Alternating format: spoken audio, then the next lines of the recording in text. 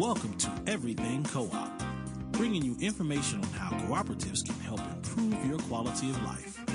This show is being sponsored by the National Co-op Bank, NCB.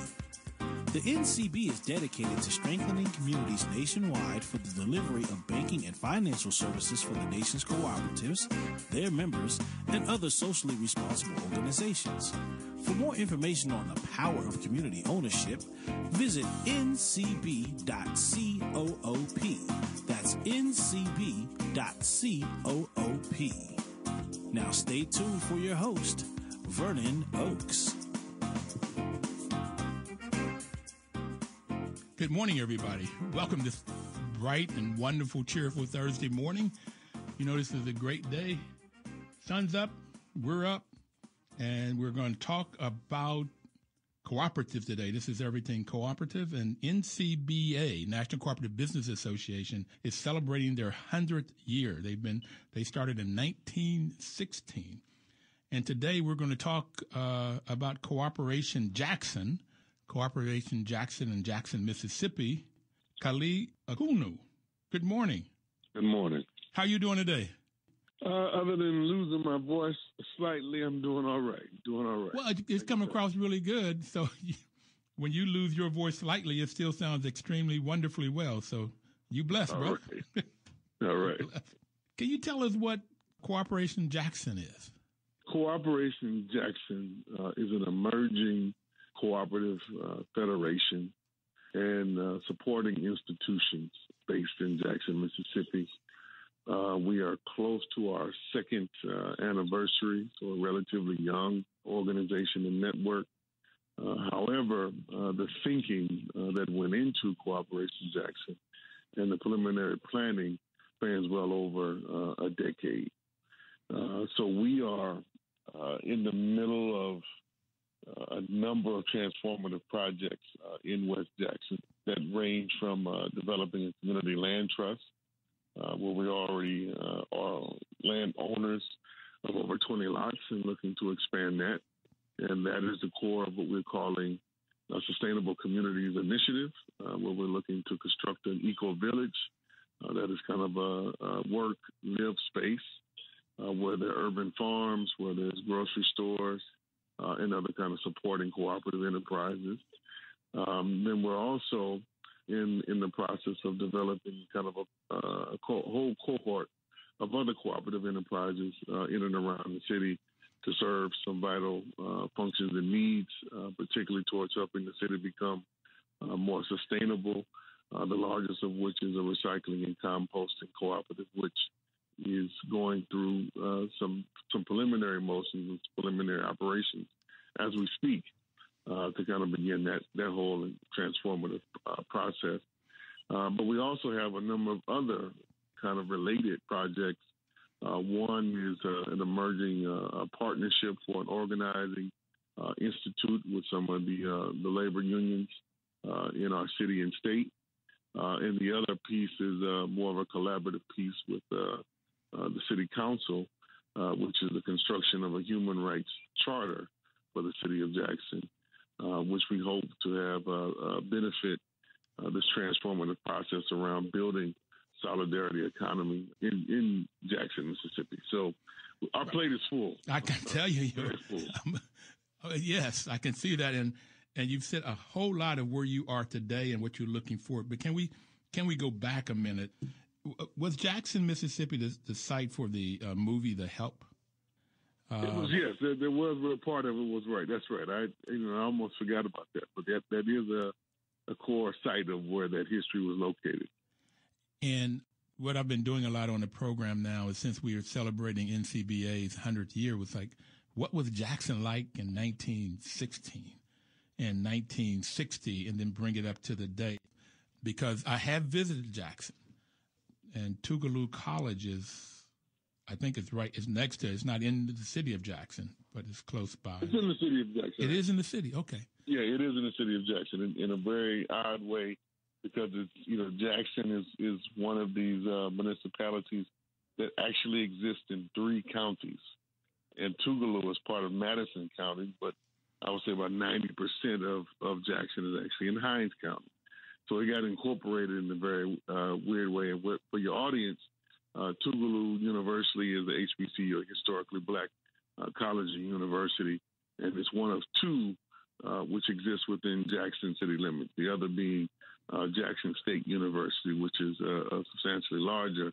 But Tougaloo is a very kind of important historical moniker in our city, and a lot of critical leadership over the years has come out of Tougaloo, and it's also been a site of, speaking of kind of the anniversaries, the March Against Fear that James Meredith initiated, and which became kind of worldwide known for the enunciation of Black Power from Kwame Ture, better known to many as from Stokely Carmichael, that happened in the course of that march in 1966, in June 1966. That a lot of the central events that happened at Tougaloo College. So, but to go back to part of the piece, going back to 1960, Jackson was a radically different place than what it is now. It was predominantly white in 1960. I think at that point, my memory serves me correctly, the demographics were that Jackson was slightly larger than it is now, over 200,000 people. But it was predominantly white, I think, to the tune of roughly about 70% white in 1960. And the demographics have totally flipped in reverse over the course of those 50 years to now the city is 80% black, roughly about, I would say, 17 to 18% white and 2% other. So the demographics have radically shifted. The economy from one era to another has shifted significantly.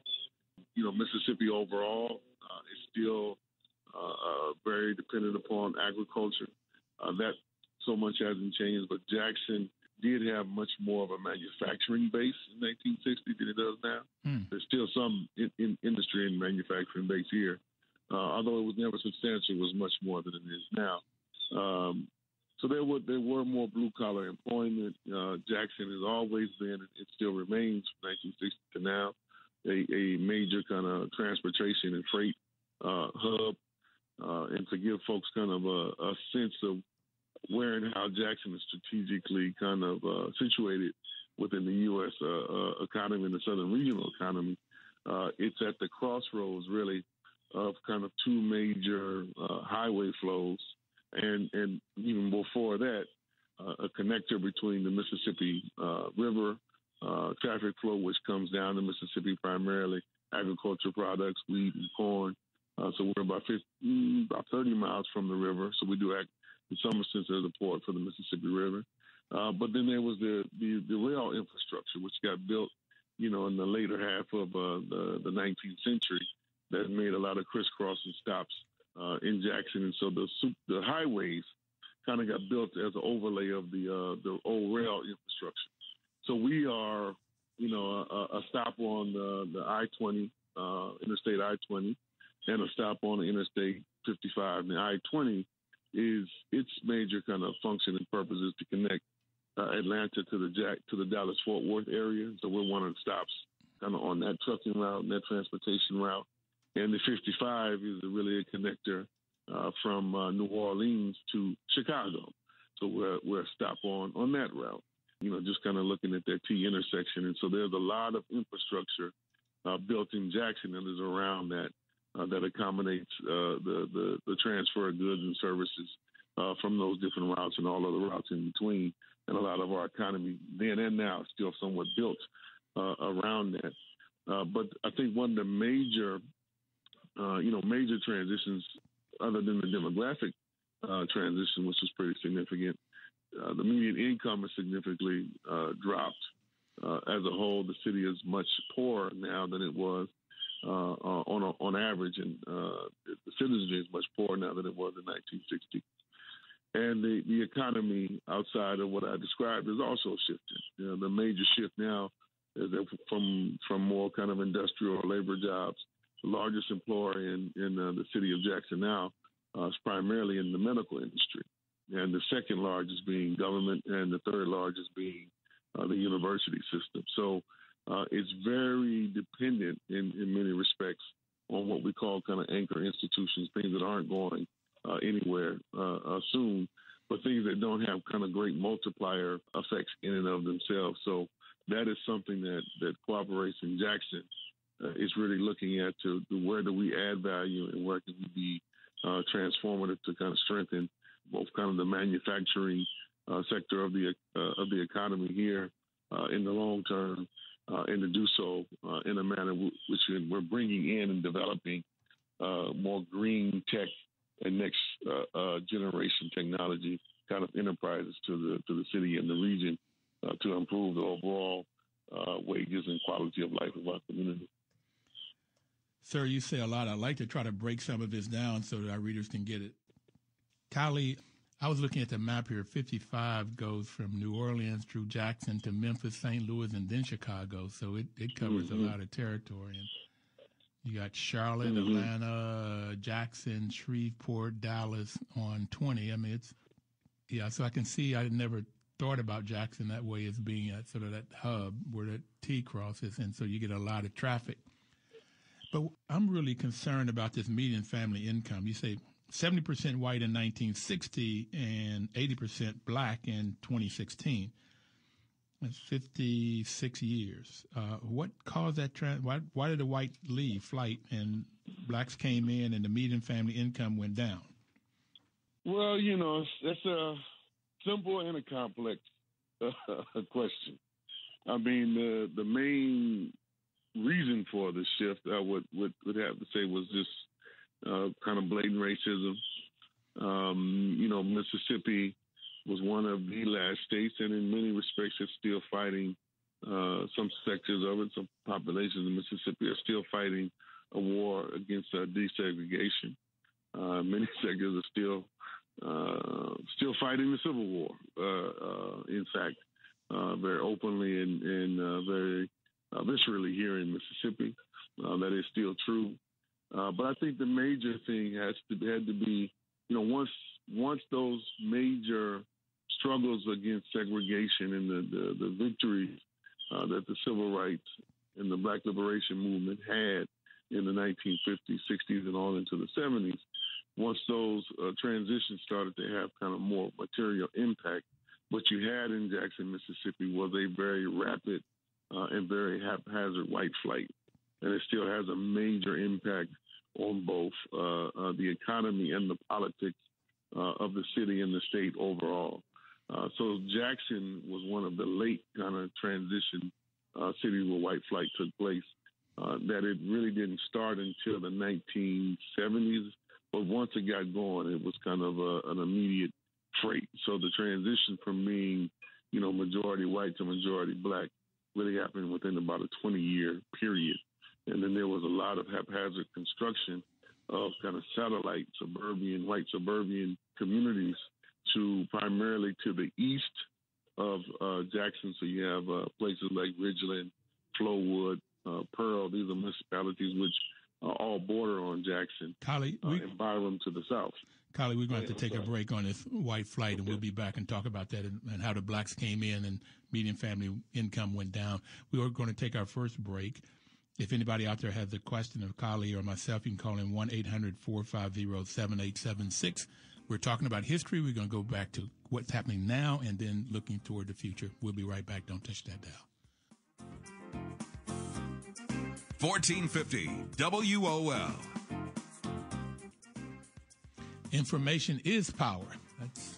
That's WOL's motto, and that's mine too. I only add with information, and National Cooperative Bank is providing you information through this show to talk to you about cooperatives, how you can come together, form co-ops, or look out to find a co-op to join. And with the information, if you put some action to it, then that's when you get the power. And right now we're getting a lot of information from Cooperation Jackson. Kali has just given us so much information, and we'll keep going. You were talking about white flights, white leaving the city of Jackson, going out into the suburbs, taking their jobs and their money with them, blacks coming in, and then the median family income going down. So they didn't leave the area. They didn't leave the state. They just went around to the suburbs, from what you were telling me. It was a combination of both. I mean, many people did leave the state, and that's still a major issue, particularly for young talent, black and white, in the state of Mississippi. There's still a lot of out-migration that does occur. But in the main, folks didn't leave. They just kind of moved further out into these suburbs that they kind of hastily constructed. And you're right, it did take a lot of the capital and the businesses with them. And that's a pattern which continues to exist, where most of the retail and commercial services that exist within the metro region actually exist outside of the city of Jackson. And by any kind of economic analysis or index that you look at, if you look at the suburbs, none of them have the population density to justify the types of commercial investment that has been built there. And then they're really dependent upon a customer base from Jackson, which supports those enterprises. So you're talking about your big box stores, your supermarkets, your entertainment complexes. Those all survive in those suburbs from Jackson patronage, and the choking off of those in the development of those enterprises in the city of Jackson. So this is a long struggle that is going on, which is kind of now at a fever pitch. We can get into a little bit later, but yeah, the flight basically started the trickle in the 1960s and kind of grew to a flood in the 1970s and 80s.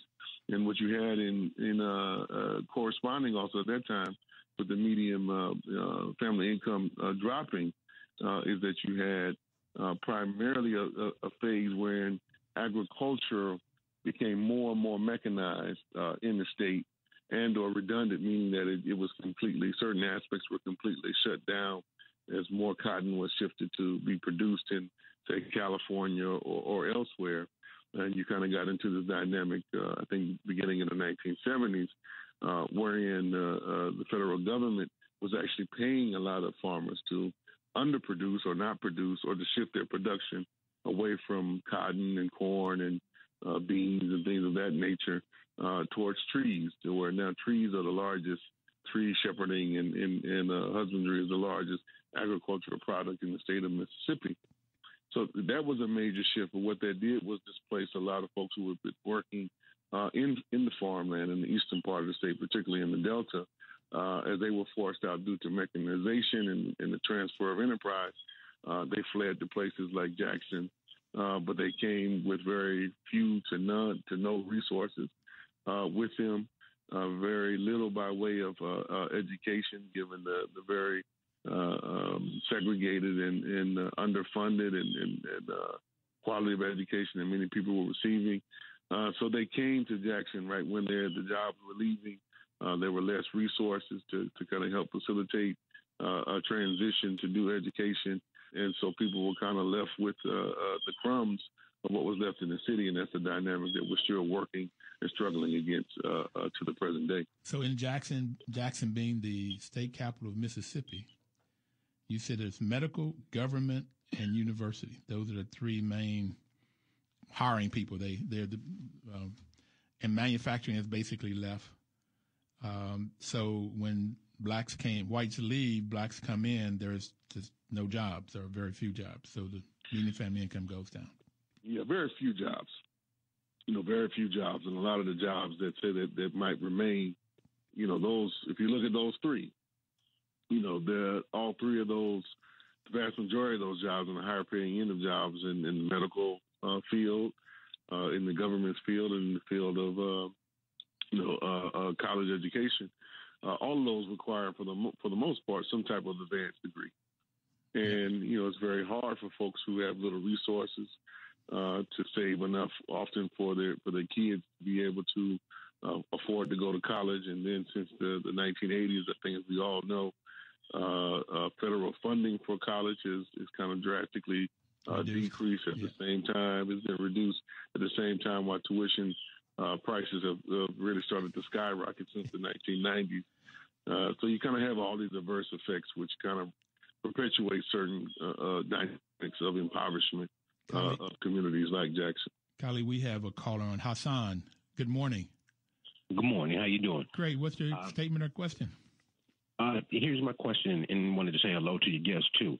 A couple questions, or three questions. One, what is the transportation industry like in Jackson, as far as trucking and delivery, courier services? Are those services needed? And also, are there any black banks or anything of that nature in Jackson where the people can put their money in? And also, can you give us a list or website to go to for co-ops? Because I know a lot of people actually have been thinking about relocating to Jackson. But again, you're just trying to figure out the different nuances of what's going on. So if you can kind of give me some information on those three, and I'll take it off the air. Hassan, thank you very much. All right. Kali.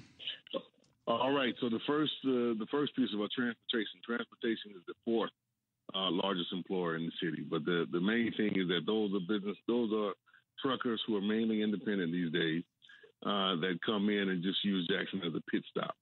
Their operations are not primarily based here, meaning their garages and things of that nature are not primarily based in Jackson. But there are a good number of services that tend to counter their needs in terms of gas and auto repair and things of that nature. And then they pick up certain freight from industrial sites that remain in Jackson. But the vast bulk of those are actually to our east in those cities and municipalities that I mentioned. Mm-hmm. So Jackson is really kind of a throwaway stop. But it is one of those areas that we have identified that we want to, this is being Cooperation Jackson, we want to do some development around the city so that we can both capture more of that economy and have more say in the actual flow of goods and services and use that to kind of extend and build up the tax base in Jackson. So we're thinking about it in a major way and trying to figure out a strategy of how to go about pursuing development in that particular industry. Kali, in terms of before you go to the second one, are there any black-owned truckers? Do any blacks own their own trucks and do the transportation? Oh yeah, there's a good deal of that. There is a good deal of that. It's a significant number of black-owned truckers who own their own trucks. Who work fundamentally as independent contractors. So there is an organizing base there. There's a skill level there. But, the main thing is how do we move them from being subcontractors to being more prime, being able to control their own garages, their own space, and pulling resources together. So if there's a great deal of potential.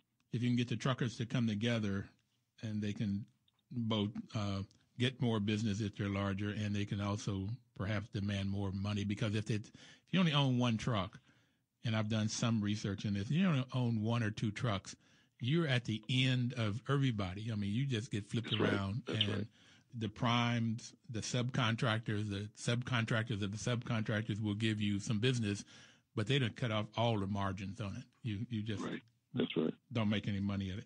So yeah, that's a great opportunity there. So the second one is black banks.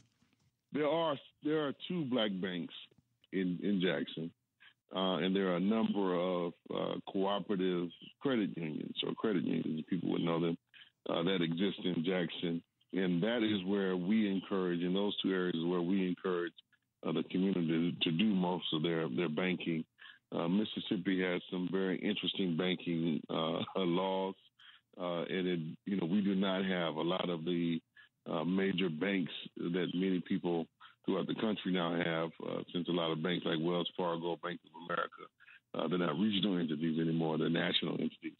But we have some Wells Fargo operations in the state, but no Bank of America operations in the state, mind you, and that is one of the largest kind of commercial banking enterprises in the United States and of the world. So that tells you a lot around, give you some indication of the kind of the odd nature and restrictive nature of banking in the state. But Trustmark is the largest bank.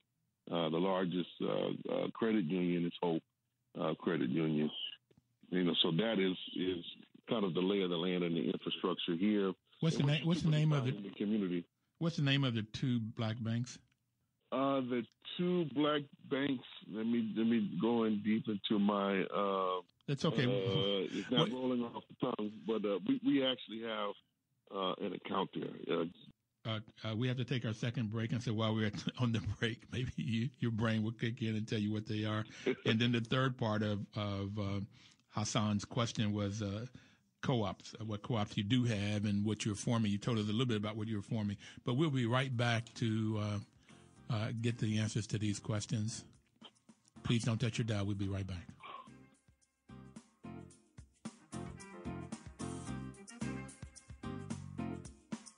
$14.50 WOL.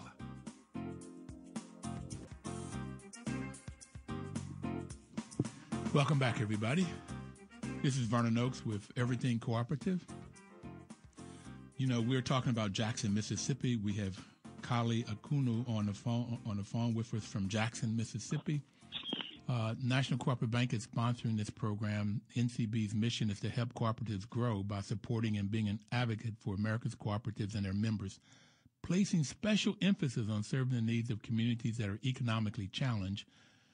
And Kali has already told us the median family income in Jackson, Mississippi is fairly low.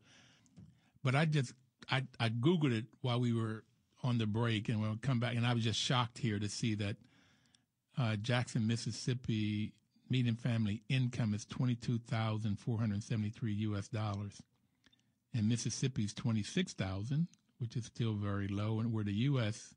on average is $30,815. The median family income in Washington D.C. metropolitan area is like $98,000. So talking about Jackson, Mississippi of $22,000, I don't remember. Maybe you know it. What do they consider poor or in poverty? I think it's higher than $22,000. So I would think that the average it's higher than $22,000. I think there's a breakdown of it. I think now it's 32 almost. Which means that roughly the entire city of Jackson, looking at those figures, fall below the poverty line, and that is we can substantiate and validate that as a truth from living experience and organizing in the community. Now, of course, you're looking at something that's an average. So there is a range. Yep. Within that. Somebody's making zero and somebody's making 100,000, right. But the majority of the people are at 22, and probably 80% are between 20 and 25 or something. So yeah, it's poor. Right. That's the whole message here. But I want to go back to Hassan's questions. We got that there are two black banks, and then he asked where you can find co-ops. Yeah, so my memory did come back. So there's two different divisions of Liberty Bank, which is based out of New Orleans, or where it started. So we have different divisions of that here in Mississippi, and we have accounts with them and with Hope, which is a predominantly black credit union. So that is who we've strategically put what little resources and assets that we have for strategic purposes, Hassan and anyone who's listening. Because part of this whole, I think, struggle for us, the struggle for equity, is about being very strategic with what little resources we have and using those in the most advantageous way to do the development that we need and really accumulate as much purchasing and economic power as we can amass to transform the living situations of the people in our communities. So Hassan's... What was the name of the credit union? Hope. Yeah, okay. Hope Credit Union. I can remember that. Yeah. So Liberty and Hope, those are the two that we have a strategic partnership with. So we hope we're going to get some Liberty. Okay. Yeah. There you go. Okay. So to answer his question about cooperatives in Mississippi, I would direct you to our immediate website, which is cooperationjackson.org, which has much more about our overall program. The cooperatives that we are developing are all listed there, and there's actually by March 1st, there'll be a major kind of an upgrade and expansion of our website. So just be on the lookout for that, Hassan, and everyone who's listening. And you also want to go to the Mississippi Association of Cooperatives. The acronym is MAC, which is the Mississippi division of the Federation of Southern Cooperatives, which we are a part of. That has the broader listing of the different cooperatives that exist throughout the state of Mississippi. Okay, MAC is a part of the Federation of Southern Co-ops. Correct. Okay. And that's Mississippi, what did you call it? MAC? Mississippi Association of Cooperatives. Okay. Yeah. And most of those cooperatives, just so folks know, Hassan knows, the vast majority of cooperatives that are real cooperatives, and I'll come to why I say that in a minute, they are agricultural entities that exist in predominantly rural areas.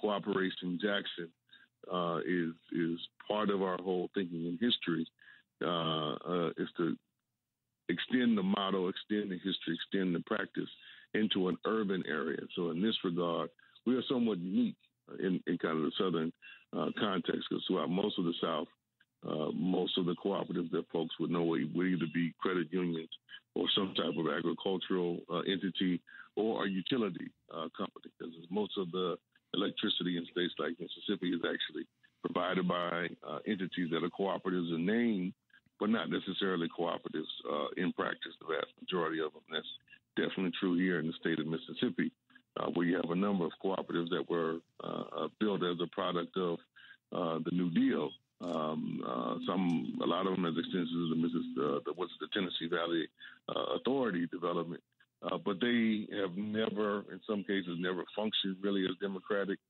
organizations and entities. There's definitely been very little education over those, 7 decades. So folks understand them. There's been one major campaign that I'm aware of, which took place in the 80s and 90s to democratize them, which ran into some very visceral and violent and confrontational racism.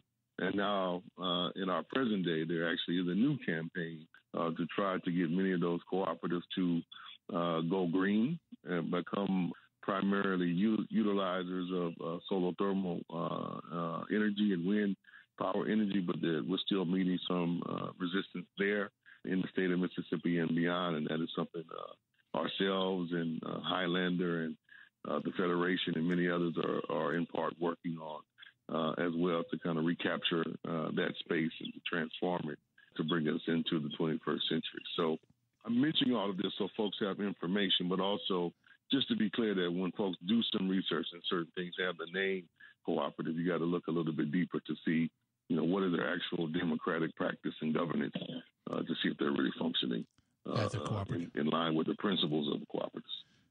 Well, cooperationjackson.org is where you can go online, and I've got it up right now. And I would encourage you, Kylie, to change that to cooperationjackson.coop. And the first button on the left, and after the heading you see is Education, Motivate, and Organize. And then at the left, at the bottom left, it says Donate Now. So I would encourage you to go on and donate to Cooperation Jackson so folks down there can do all of the things. He just, in the first minute, he told us about 7 or 8 things that they have on their plate to do. So if you could donate. And you also said what little resources you have. Do you have a goal of raising some funds, and how much are you trying to raise, and how can we help you? Well, we have several goals.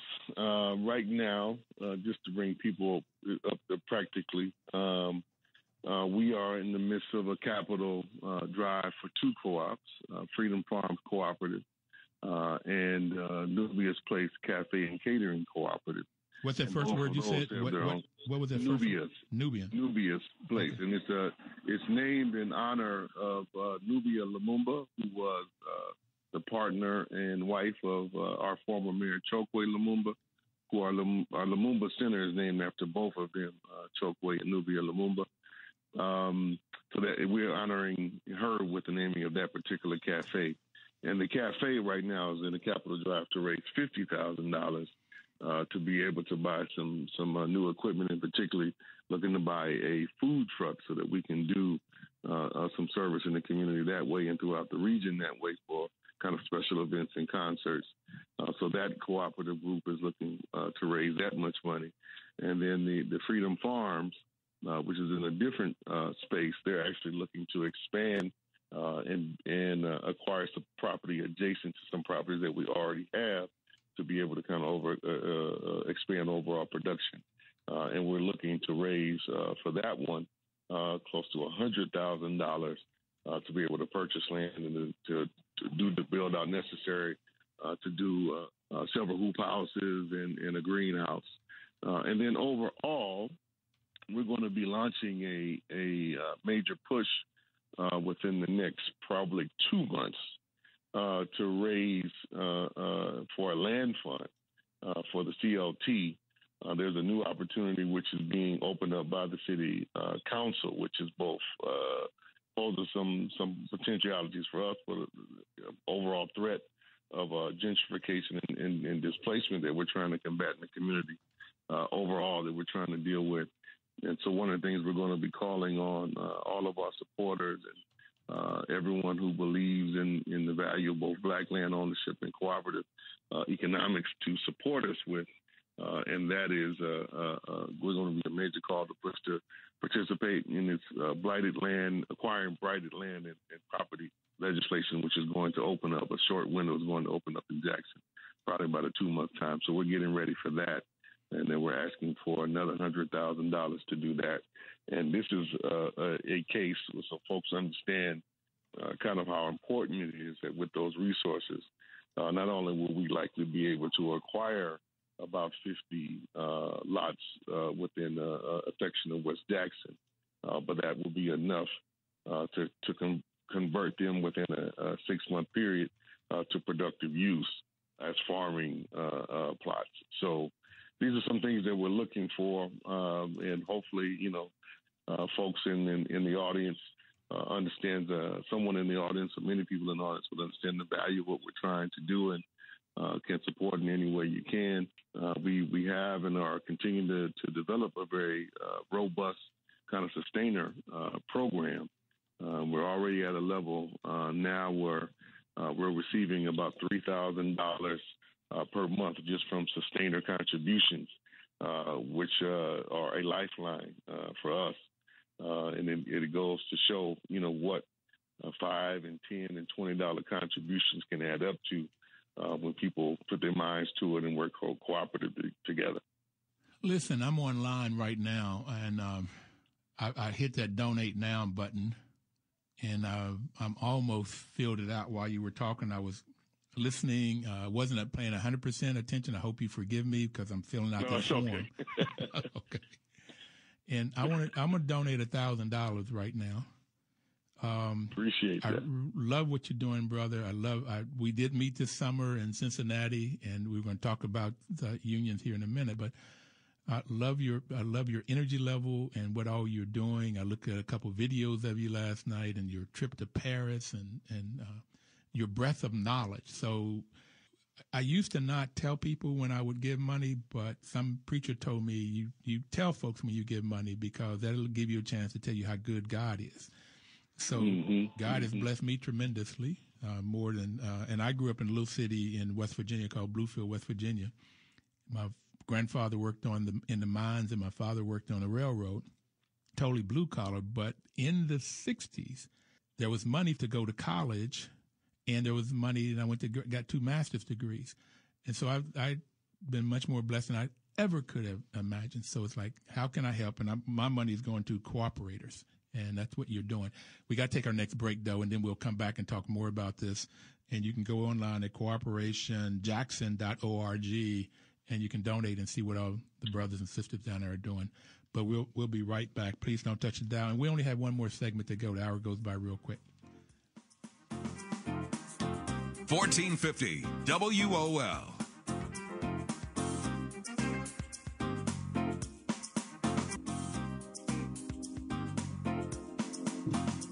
That's right. Information is power, and we're getting a lot of information about Jackson, Mississippi.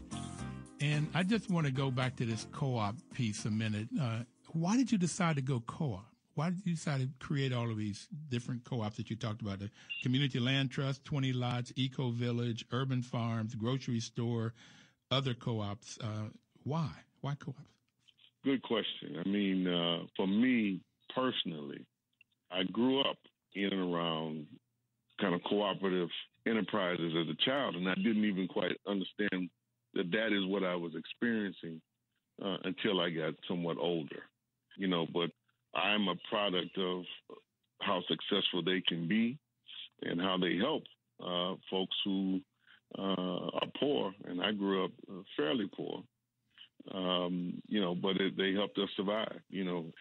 My mother participating in a cooperative venture with many other Black women in Los Angeles, getting food every Saturday from that. Where we didn't have much money, was a lifesaver. Living in cooperative housing as a child on different occasions to keep the expenses down and being able to live in decent, affordable housing, really helped.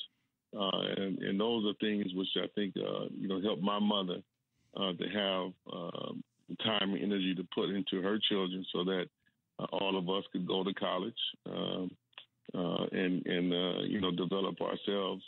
So it was when I got to college myself and experienced living in a co-op in college. I didn't live in a dorm. I lived in a co-op, and I did that intentionally because I remember that and what it entailed as a child, a little bit younger.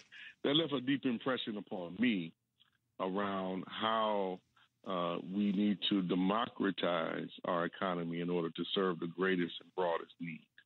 And that just doing a business in the manner of pursuing profit at the expense of other humans and of the environment was a course toward destruction. So I've always been geared and oriented in different phases of my life, have engaged in a number of cooperative practices, but it really wasn't until a group of us really started to look at how could we try to improve the quality of life in Jackson as a major commitment and project some 15 years ago that we started to really dig in and try to understand, well, how does the economy in this municipality in this city, how does it function? How does it work? Where are the opportunities that we can kind of intervene in, things that require a great deal of capital, things that require little capital, where there's the human capacity and skill that already exists. And this is a process you keep exploring. I mean, now that we're into it, certain things have surfaced that was somewhat off or somewhat wrong. New opportunities have opened up. So we're constantly learning, and that's part of the process. But for me, it really comes down to transforming the lives of people, particularly poor, impoverished, oppressed, excluded, marginalized people, and what is the best means to do that in our society, which is democratic, which gives people real power, not only in the voting booth, but where I think it matters in people's day-to-day lives.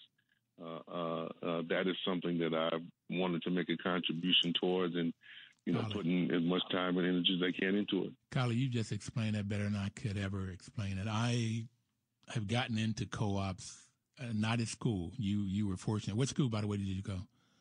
I went to UC Davis. So UC Davis have student housing co-ops, and just for anybody else out there, that's the organization's North American Students of Cooperation, NASCO, and you can go on their webpage at nasco.coop, or just Google, as I did, student housing co-ops, and it will come up, and you can find out which schools have housing co-ops. And I've had people on this program, Kylie, that said that they learned more in their co-op about getting a loan and managing and leadership than they did in their classroom studies. So that's one thing. But I didn't get this until I started managing housing co-ops. What I do for a living every day is property management.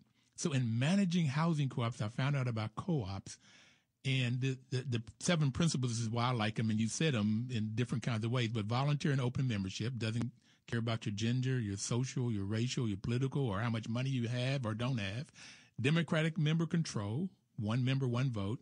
Member economic participation. Some co-ops, most co-ops, you put a little bit in to join, and if there's a profit or surplus, you get something back.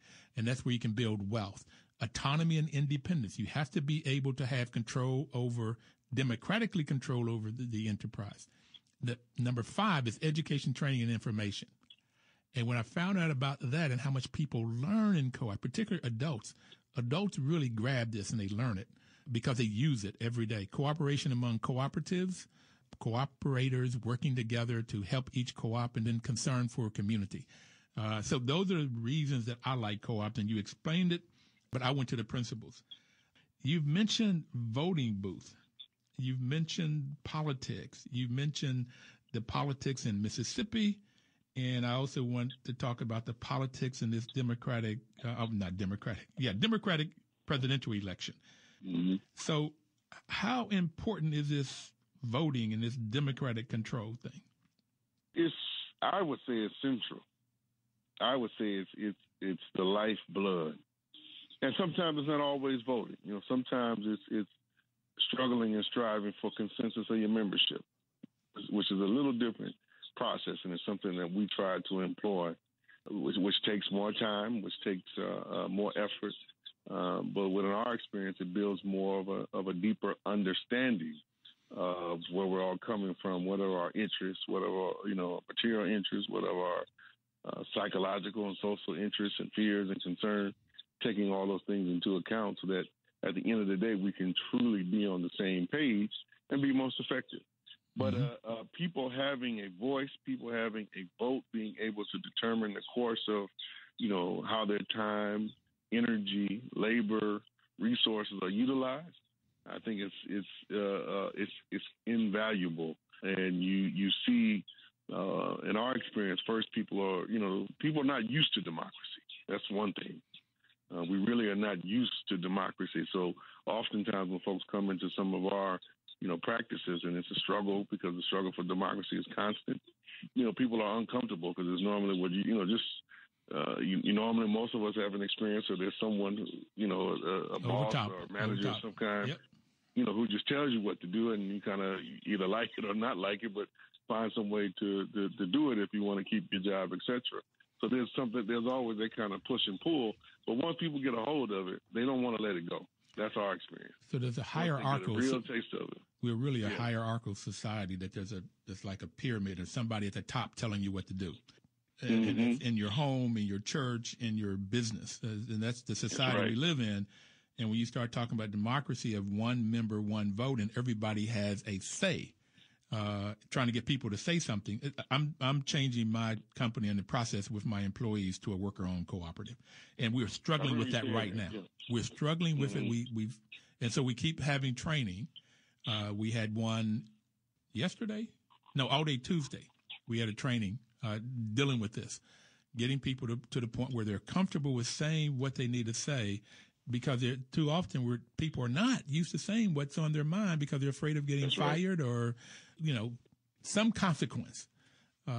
So getting people used to that, and then getting other people used to listening. Okay. That's another hard part. That's the other end. You're right. So, and that's me too. All right. Yeah. Okay. So you're saying that the Democratic piece, this voting. Now, I think consensus is still a vote. Somebody has to say I'm in or I'm not in. Consensus is where pretty much everybody agrees with the approach that we're going to take. Because we had a training on that. We've been an autocratic business where I made the final decision, or if I decided that they could make the decision. But the trainer pointed out they're still autocratic, because I'm the one that has to decide, you all can make that decision, as opposed to it being a co-op where it's in the documents who makes what decision, and the people, the employees, make the decision of what's in the documents. How are we going to do this thing? How are we going to make decisions, and who's going to make decisions? So, it is phenomenal, and it is great. Talk a minute about, I've come to the conclusion that the votes in Mississippi or in Jackson, who's on the city council, who's the mayor, who's the governor, are more important than the president. But the presidential elections are also very important, and people come out for the presidential, but not for the local. And we only have a minute to go, buddy. So what do you think about that? No, these elections are very critical.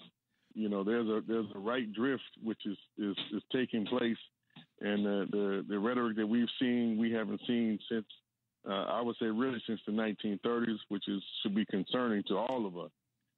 So however you vote, whether it's me being partisan, whether you vote for Bernie or you go green and vote for Jill, be very strategic about it. Folks need to turn up, I think, for this one and see that as a key site of struggle. But I think folks have to get even more so prepared for what happens on November 3rd and beyond. And that's where I think co-ops and us building co-ops as a broad movement is strategic and important. So I encourage everybody to engage in both those aspects. Well, I'm for Bernie, too. I like his rhetoric, but I've also tell everybody he can only win if we support him, and he can only get done what he says he's going to do if we're behind him every day. I mean, That's getting right. out and marching and saying, here's what we got to do. We got to change this stuff. We got to get money for education. We got to get all of these different things, health care, so housing. Thank you, buddy. It's over. I'd love to talk to you another hour. We'll do it again one day. But I really appreciate everything that you had to say, and I also love it when I'm learning, and I was learning. For everybody else, we're going to have Jessica Gordon-Nimhard on next week, who wrote the book Collective Courage. Thank you, and y'all have a good week. 1450 WOL.